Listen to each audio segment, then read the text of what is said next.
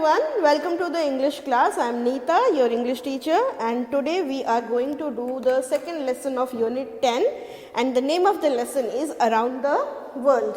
Okay, what is the name of the lesson? The name of the lesson is Around the World.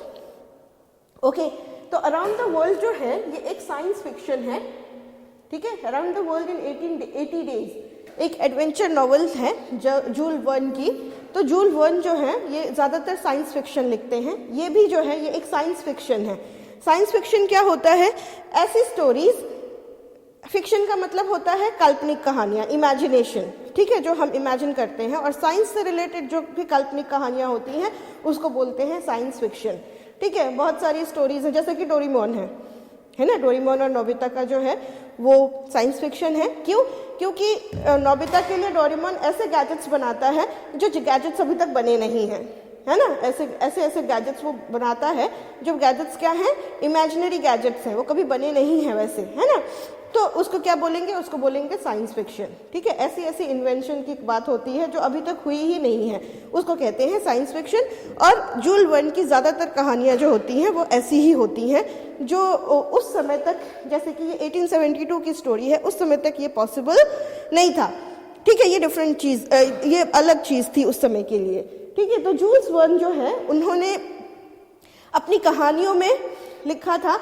एक बार उनकी एक story है जिसमें उन्होंने लिखा था कि उनका जो कैरेक्टर है वो मून पर गया. तो उस समय तक जब उन्होंने लिखा था उस समय तक नील आर्मस्ट्रांग जो है मून पर नहीं गए थे, समझ गए. तो वो इस तरह से उन्होंने, मतलब हम बोल सकते हैं कि उनकी कहानियों में फ्यूचर दिखता था, ठीक है. Around the world in 80 days जो है ये स्टोरी भी है जिसमें फिलिस फॉग जो है वो फिलिस फॉग जो है अपने वैले के साथ वो अपने फ्रेंड्स के साथ वो एक शर्त लगाते हैं कि वो 80 डेज में क्या करेंगे, पूरे वर्ल्ड का चक्कर लगाएंगे, ठीक है ना.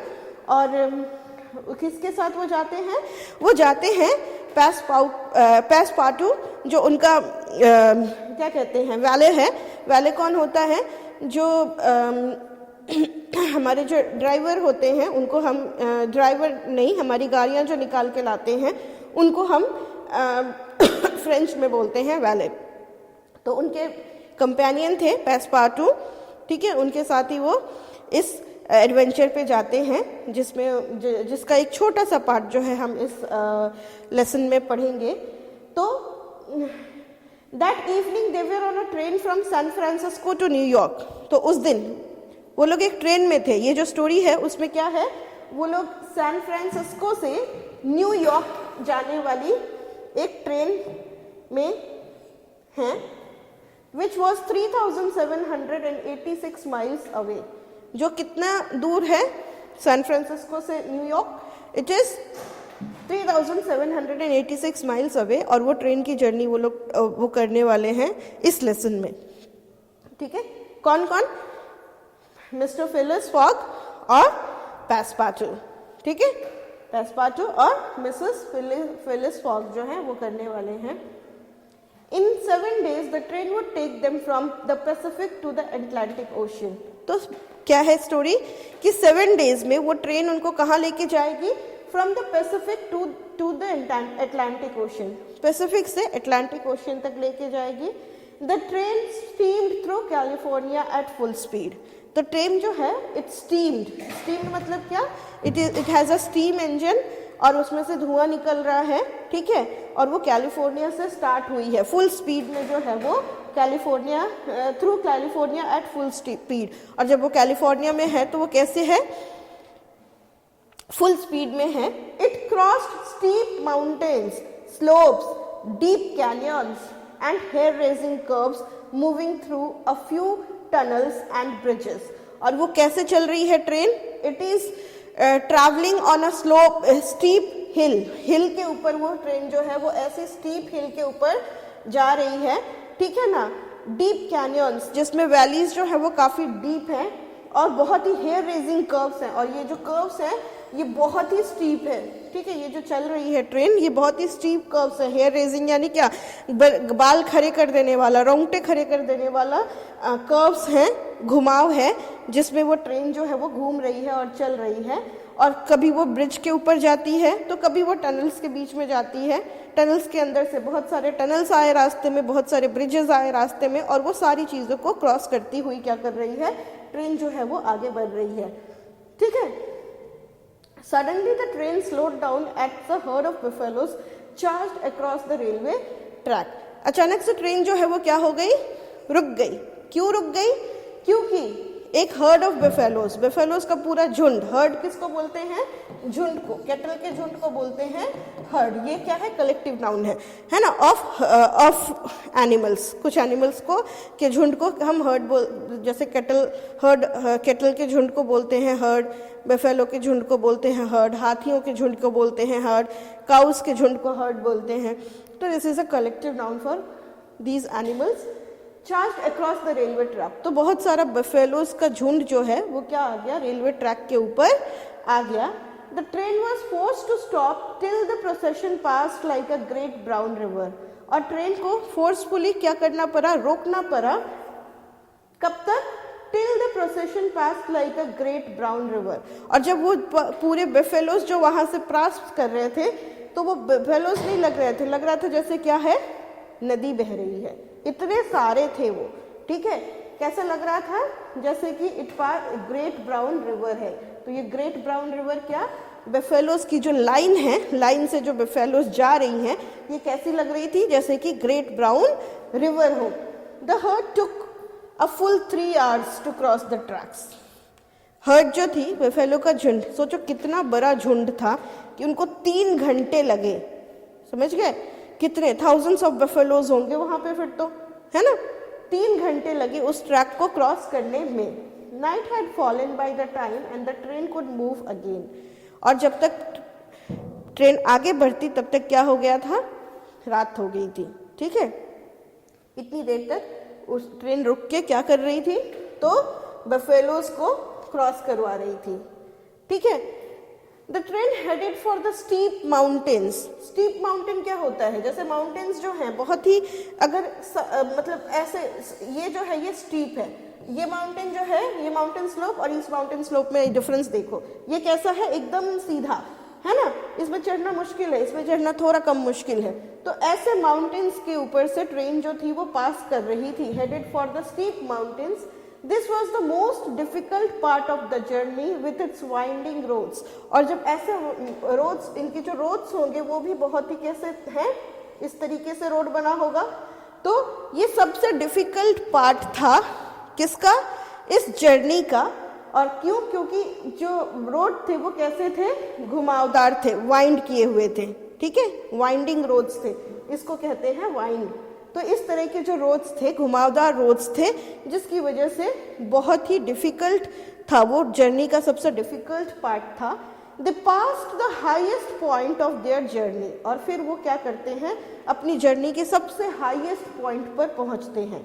और वो हाईएस्ट पॉइंट क्या है, it is 7524 feet above the sea level. समुद्र से 7524 किलोमीटर। ठीक है, ऐसा रेलवे लाइन अभी तक पॉसिबल नहीं है। यानी कि रेलवे ट्रैक किस चीज पे, एवरेस्ट पे, माउंट एवरेस्ट पे। लेकिन माउंट एवरेस्ट पे क्या रेलवे ट्रैक ऐसा बन चुका है? नहीं। ठीक है, तो in a few hours they would be out of the Rocky Mountains. थोड़ी ही देर में वो क्या हो जाएंगे, वो लोग इस रॉकी माउंटेन से क्या करेंगे, निकल जाएंगे। ठीक है, निकल के तो थोड़ी देर के बाद वो लोग यहाँ से निकल जाएंगे। After the passenger has taken their breakfast, the train gave a shrill whistle and braked with a jerk and came to a halt. तो पैसेंजर्स ने जब अपने ब्रेकफास्ट खत्म कर लिया था तो ट्रेन ने क्या दिया, एक श्रिल विसल। श्रिल क्या होती है, तीखी। कैसी, तीखी आवाज को बोलते हैं श्रिल। तीखी आवाज जो होती है, तो विसल कैसी थी, जो सीटी की आवाज थी वो कैसी थी, बहुत तीखी, यानी कि बहुत ही पतली सी साउंड थी। And broken with a jerk, और वो क्या हो जाती है, वो रुक जाती है, ब्रेक लेता है वो। और जब ब्रेक लेता है ट्रेन तो क्या हो जाते हैं, हम ऐसे करके थोड़े से, इसको हम जर्क बोलते हैं, जो हम ऐसे करके थोड़े से आगे की तरफ या पीछे की तरफ जो हम हिल जाते हैं, इसको ही जर्क बोलते हैं। तो वो एक जर्क के साथ ब्रेक लेती है and came to a halt, और फिर वो क्या हो जाती है, रुक जाती है। ठीक है। Passepartout a French passenger went to see what the matter was. तो पैसपार्टू जो है वो उसका कंपेनियन भी था, वैलेज था, और वो जाता है देखने के लिए कि आखिर क्या हुआ है, ट्रेन जो है वो रुकी क्यों। ठीक है ना, वो जाता है देखने के लिए। There was nothing to be seen, लेकिन कुछ भी दिखाई नहीं देता है, कुछ भी वहां पे वो देख नहीं पाता है। ठीक है। The train had halted in the middle of nowhere. Train जो है वो रुकी थी और कहीं भी, मतलब in the middle of nowhere, मतलब कुछ भी नहीं था वहां पे, आसपास कुछ भी देखने में नहीं था, और वो वहीं पे रुकी हुई थी train. There was no station in sight, कोई भी स्टेशन नहीं दिखाई दे रहा था। He heard the signalman से, और फिर उसने देखा कि सिग्नल मैन कह रहा है कि the train can not go on, train जो है वो नहीं जा सकती है। द ब्रिज नियर मेडिसिन बो वोंट सपोर्ट द वेट। क्यों नहीं जा सकती है? क्योंकि मेडिसिन बो के पास जो ब्रिज है, ठीक है, मेडिसिन बो है, उसके पास की जो ब्रिज है वो क्या करेगी, वो सपोर्ट नहीं करेगी वेट का, ट्रेन का जो वेट है उसको वो सपोर्ट नहीं कर पाएगी। It was a suspension bridge of some of its cables were broken. और वो कैसी ब्रिज थी? सस्पेंशन ब्रिज, जो एक हिल को दूसरे हिल से कनेक्ट करती है ना, इसको हम बोलते हैं क्या? सस्पेंशन हिल। क्या बोलते हैं? Sorry, suspension bridge. देखा है, एक हिल से दूसरे हिल पे हम जो एक ब्रिज होती है लकड़ी की बनी हुई, ठीक है ना, और तार की बनी हुई, उसको बोलते हैं सस्पेंशन ब्रिज। तो ट्रेन आगे नहीं जा सकती है, क्यों? क्योंकि कुछ तार जो हैं, कुछ केबल्स जो हैं इस ब्रिज के क्या हैं? टूटे हुए हैं, और वो इतनी बड़ी ट्रेन का जो वेट है उसको सपोर्ट नहीं कर पाएगी। ठीक है। ये बोलता है कौन? सिग्नल मैन जो है, ट्रेन का जो सिग्नल मैन कौन होता है? सिग्नल मैन जो सिग्नल देता है। ठीक है, देखा है, जो हमें हरी झंडी दिखाता है कि हाँ जाओ, खड़े रहते हैं ना हर एक सिग्नल पे। देखा है, सिग्नल्स पे लोग, एक आदमी खड़ा रहता है हाथ में झंडा लेके, रेड झंडा लेके खड़ा रहता है यानी कि स्टॉप, ग्रीन झंडा लेके खड़ा रहता है यानी कि गो, है ना। यहाँ पे भी है, हमारे यहाँ जो सिग्नल है हमारे सिटी के बस जस्ट वहाँ पे, तो हम देखते हैं कि एक छोटा सा घर बना हुआ है, और सिग्नल बंद करने वाला और जो सिग्नल खोलने वाला जो आदमी होता है उसी को कहते हैं सिग्नल मैन। ठीक है। तो वो वही बताता है कि ट्रेन जो है वो आगे नहीं बढ़ सकती है, क्योंकि कुछ सस्पेंशन जो है ट्रेन के ब्रिज के वो टूटे हुए हैं। सस्पेंशन ब्रिज के कुछ केबल्स जो हैं वो क्या हुए हैं? टूटे हुए हैं। The driver of the train said, perhaps there is a chance of getting across the bridge by letting the train proceed at maximum speed. तो ड्राइवर जो है ट्रेन का वो एक आइडिया देता है, और वो क्या आइडिया है? वो कहता है कि perhaps there is a chance of getting across the bridge, उस तरफ, हम ब्रिज के उस तरफ जा सकते हैं। कैसे?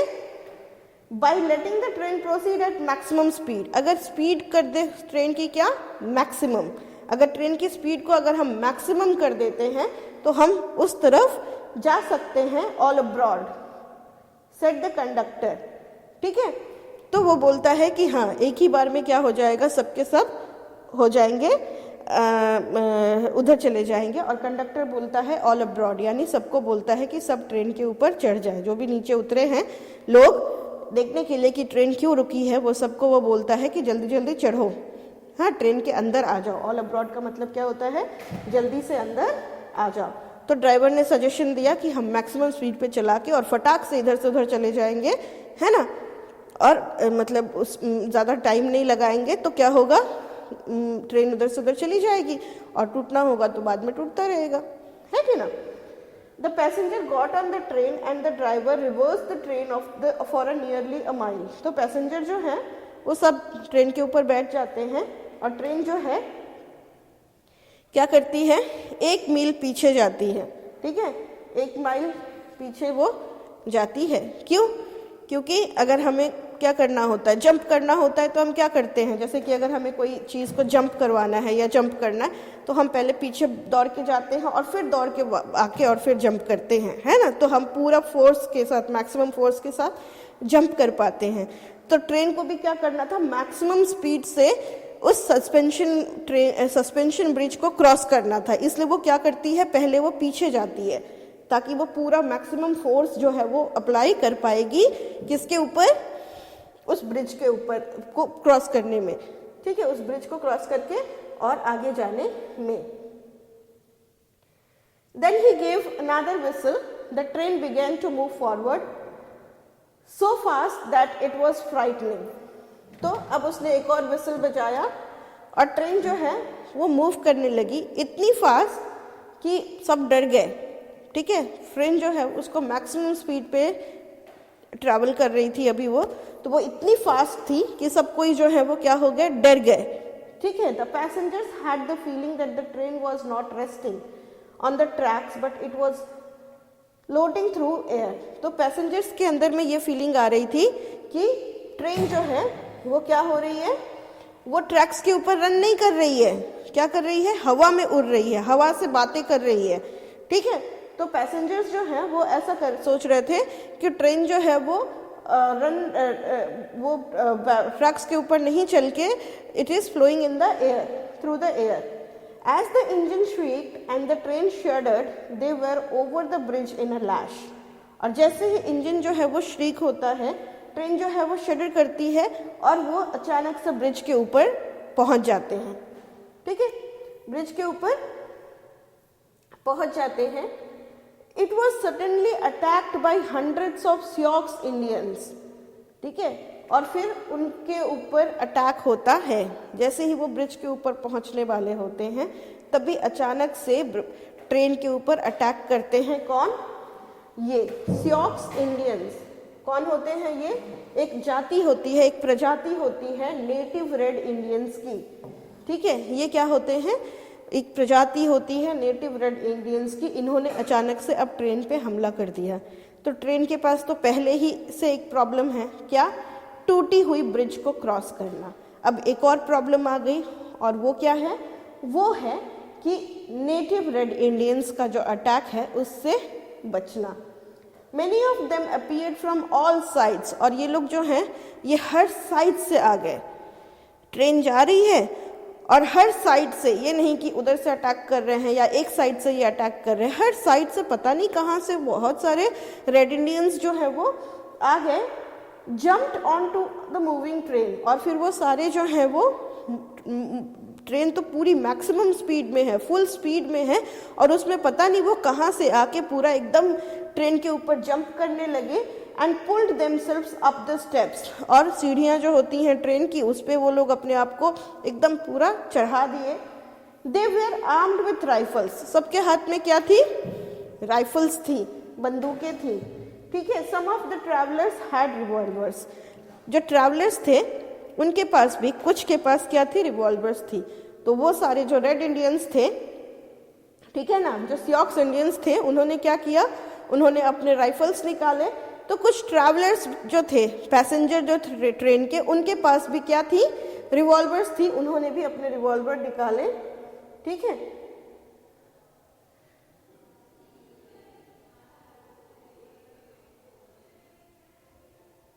Okay, themselves bravely by answering with the pistol shots, और फिर ये जो पैसेंजर्स थे इन्होंने क्या किया, इन्होंने सामना किया। उधर से राइफल्स चल रही थी तो इन्होंने भी इधर से गोली चलाई। The conductor cried out, the train must be stopped और we are lost, I will go said the Passepartout. तो वो कहता है, कंडक्टर बोलता है कि ट्रेन को रोकना पड़ेगा, नहीं तो क्या हो जाएगा, हम सभी खत्म हो जाएंगे, वी आर लॉस्ट, ठीक है, आई विल गो। तो पैसेपार्टू जो है वो क्या करता है, पैसेपार्टू जो है वो किसके साथ था, वो फिलिप के साथ था। वो क्या करता है, वो जाता है and he open the door unseen by the Red Indians, और जाके दरवाज़ा खोलता है, जहाँ पे रेड इंडियंस नहीं थे उस तरफ का जाके दरवाज़ा खोलता है। ही slipped under the racing train, और फिर वो रेसिंग ट्रेन जो है उसके मतलब धीरे से वो स्लिप करके और वहाँ पे पहुँच जाता है। And holding on to the chains he slowly reach the engine, और क्या करता है फिर वो इंजन पे चेन पकड़ पकड़ के वो धीरे से कहाँ पहुँच जाता है, इंजन के ऊपर पहुँच जाता है। ठीक है, इंजन पर पहुँचने के बाद वो क्या करता है, then he separated the engine from coaches. ठीक है, और फिर वो क्या करता है, इंजन्स को सेपरेट कर देता है कोचेस से, यानी इंजन जो है उसको अलग कर देता है, किससे, कोच से।